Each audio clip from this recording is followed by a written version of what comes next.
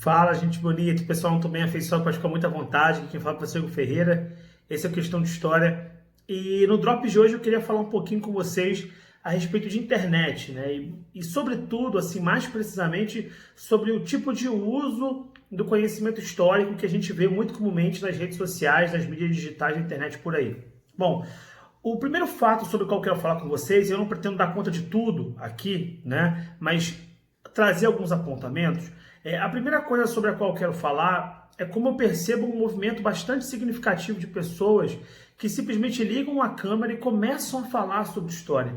E ninguém está proibido de fazer isso, não é esse o ponto e não é essa a proposta desse vídeo. Eu acho que seria um tanto quanto arrogante dizer que as pessoas não podem refletir sobre o passado, refletir sobre a história, mesmo que elas não sejam cientistas, né, na área. Não é esse o ponto. A questão é do grau de responsabilidade que se tem com a mobilização de um conhecimento que também é científico. Quer dizer, que embora esteja em disputa no campo acadêmico, embora as visões sobre a realidade estejam sempre em disputa, as narrativas estejam em disputa, existe um certo fazer, um certo modo de produzir conhecimento histórico que não é simplesmente um eu acho, eu tenho a impressão de, mas é sempre algo que busca ser sustentado numa narrativa de verossimilhança, né? Ou seja, de similitude o máximo possível com uma verdade que seja, vamos dizer, investigável. Então, para isso existe um certo aparato, né, teórico, existe um conceito, existem conceitos e práticas metodológicas que meio que norteiam, de certo modo, não, totalmente, né, norteiam o modo de produzir conhecimento histórico. No entanto, o que a gente percebe nas redes sociais, nas mídias digitais, é um exercício do tipo das pessoas pegarem isso aqui e começarem a falar sobre as coisas do passado, fazendo conexões e propondo, inclusive, certos saltos analíticos que não se sustentam numa perspectiva historiográfica, ou seja, numa perspectiva de ciência histórica, efetivamente falando.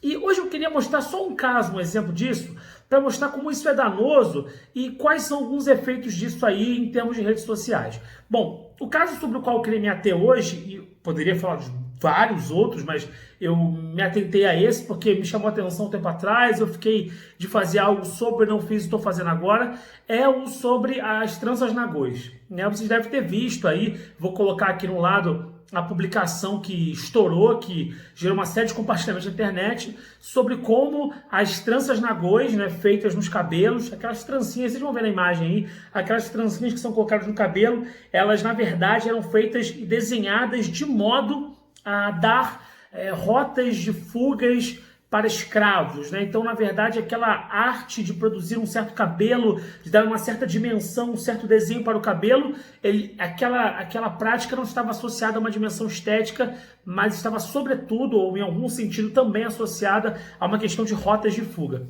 E o problema dessa informação é que essa informação não encontra sustentação historiográfica, quer dizer, não é uma má vontade minha. Igor, você está duvidando que as pessoas pudessem fazer isso? Que as comunidades cativas e os escravos fugidos pudessem fazer isso? Não, eu não tenho dúvida disso.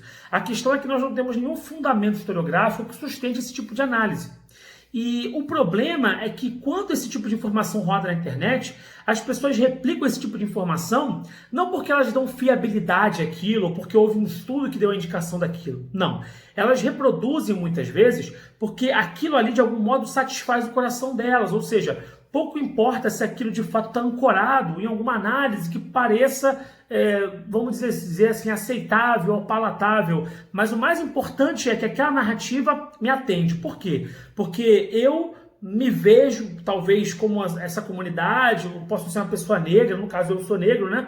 Então, uma pessoa negra, ou uma pessoa que tem sensibilidade para a questão étnico-racial, seja ela de qual etnia for, e ela olha aquilo e ela vê tanta beleza naquilo, que ela vai falar, poxa, então é verdade, né? E ela começa a reproduzir aquilo, ou seja, a história passa a ser simplesmente a expressão das minhas vontades.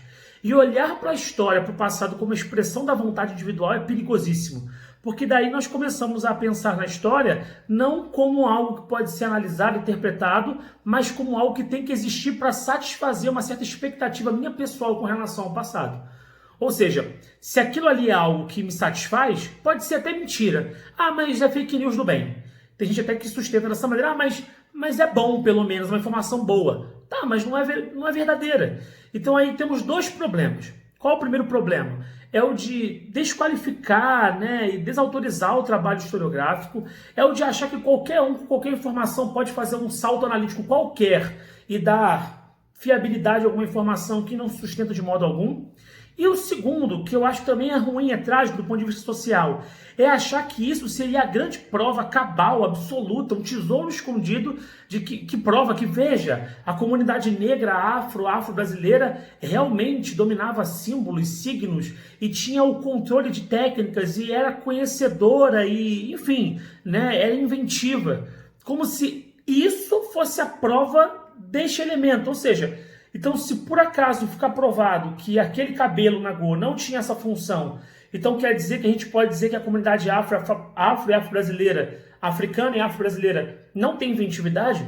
Não, claro que não. Por quê? Porque nós já temos uma série de outros elementos, e que são bastante verdadeiros, bastante aferíveis, que mostram que essas comunidades do passado e presente dominam símbolos, técnicas, formas e que, consequentemente, se mostram bastante ativas e inventivas socialmente. Ou seja, não é esse elemento que vai ser a prova cabal de que a comunidade africana e afro-brasileira tinha potencialidade.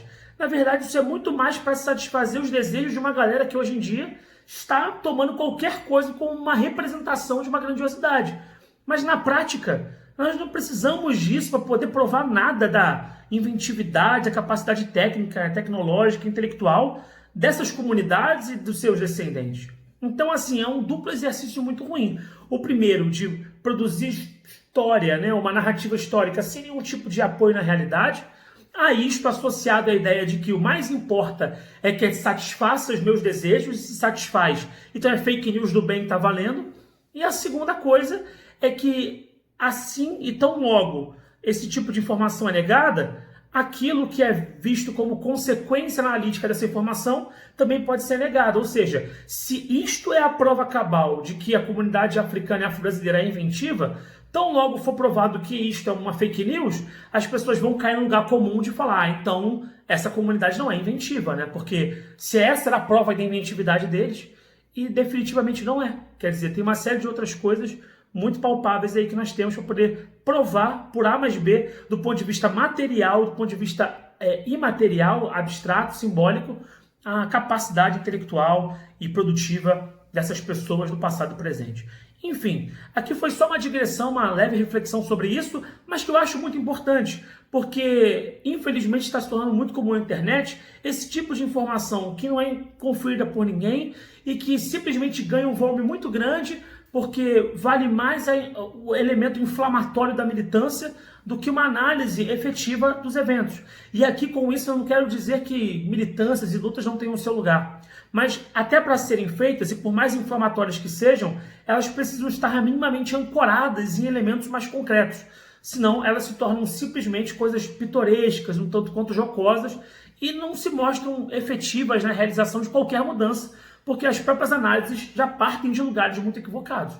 E por mais inflamatório que seja, e eu entendo esse elemento, e por mais que elementos inflamatórios e lutas inflamatórias nem sempre estejam 100% ancoradas em racionalidades técnicas, mas muito mais em sentimentos, ainda assim é preciso ter cuidado para não, até nesse sentido, não inflamar até mais do que se deveria. Repito, embora entenda que lutas e narrativas têm um caráter inflamatório natural próprio delas, sobretudo pelos seus objetivos e usos, né, daqueles que a mobilizam. Não ia falar manipulam, mas a minha palavra é que a mobilizam de algum modo, ok? Bom, enfim, essa é uma reflexão, espero que tenham gostado. E é isso, galera, a gente troca mais ideias, vamos ver se vocês gostam desse formato, onde eu simplesmente falo um pouquinho mais sobre as coisas que eu estou pensando e pegando elementos de internet aí. Tem muitas outras coisas que eu tenho visto na internet que me chamam a atenção. Talvez, se vocês curtirem esse formato, eu possa falar mais sobre isso. Nós estamos quase chegando a 500 inscritos nesse canal. E se você quiser nos ajudar, por favor, se inscreva aí no YouTube. Vai ser muito legal. Talvez a gente possa avançar mais e produzir mais conteúdos bacanas. Beleza, pessoal? Um grande abraço. A gente se vê numa próxima. Valeu. Tchau, tchau.